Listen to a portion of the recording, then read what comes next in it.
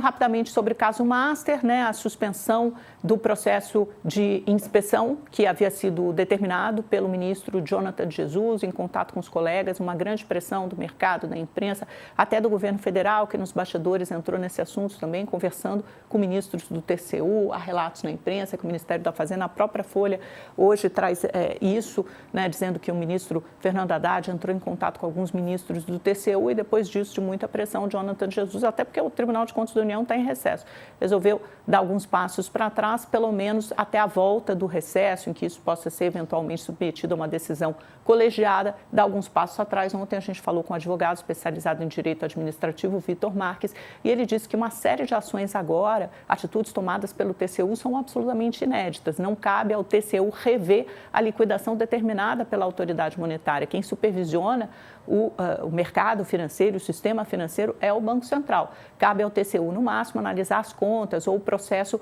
ou o procedimento. Mas, pelas determinações, pelas decisões que estavam sendo delineadas e tomadas até agora, ele extravasava em muito essa fronteira.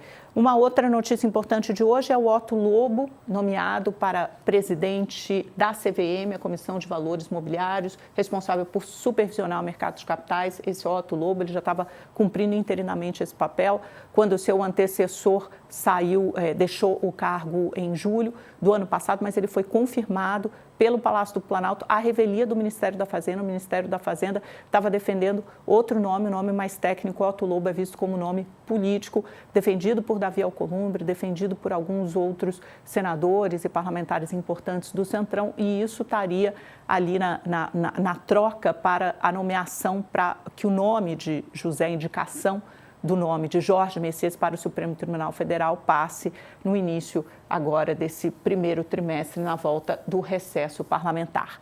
Com isso, vamos para um rápido intervalo comercial, mas fique conosco que já tem entrevista falando sobre perspectivas para 2026 em vários âmbitos. É câmbio, é bolsa, é emprego, crescimento, Venezuela, Banco Master, tudo isso estará em pauta.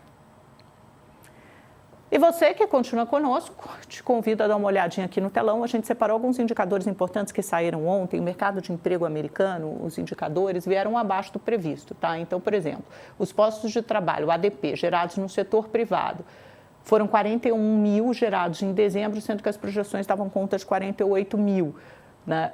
E o número revisado também de novembro, de uma queda de 29 mil postos de trabalho no setor privado. E tinha um outro relatório também, um outro indicador, índice de emprego, que é chamado de JOLTS. E amanhã será o payroll, que é o principal deles, que engloba todo o mercado e é olhado com lupa pelo Fed. Aqui é a mesma coisa, as projeções davam conta da abertura da geração de 7 milhões e 600 mil vagas e foram geradas 7 milhões e 100 mil vagas em novembro. Mais uma decepção. Mesmo assim, todo o mercado está focado, acha que o Fed vai parar, já vem de 3 reduções de juros consecutivas, deve parar agora no começo do ano, em janeiro, e retomar a redução de juros a partir de abril. Vamos dar uma olhadinha nas bolsas, como é que estão as negociações no início dessa manhã de quinta-feira, que já é final de dia na Ásia, tanto que o mercado fechou e fechou em queda, depois de encampar alguns ganhos, começar a semana com ganhos relevantes. Tóquio caiu 1,59%, Hong Kong 1,17%, China, Xangai praticamente estável, menos 0,07%. E na Europa, vamos fazer o nosso sobrevoo tradicional, matinal por lá,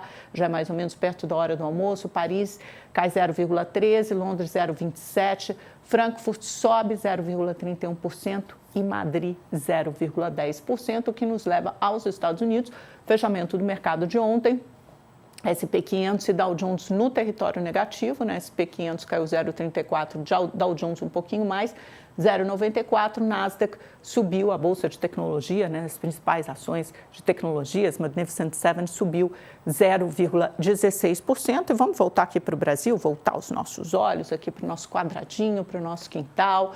O dólar, depois de ter caído bastante nos últimos dias, desde o começo do ano, já teve uma queda considerável, importante, devolvendo todos aqueles ganhos do Flavio's Day, e também porque saiu toda aquela pressão, né, em que no final do ano você tem uma época de sazonalidade que os investidores eles mandam dinheiro para fora, de volta para as matrizes das suas companhias, das suas empresas. Você tem um grande fluxo estrangeiro que sai, que deixa o país, e depois que termina esse movimento e também com um pouco mais de tranquilidade, calmaria no fronte político, com o mercado absorvendo a ideia de que Flávio Bolsonaro será o candidato da direita, ao que tudo indica agora, para as eleições presidenciais de 2026, o dólar passou a cair de novo, devolveu grande parte desses ganhos e agora ontem fechou em R$ 5,38, leve alta de 0,2%.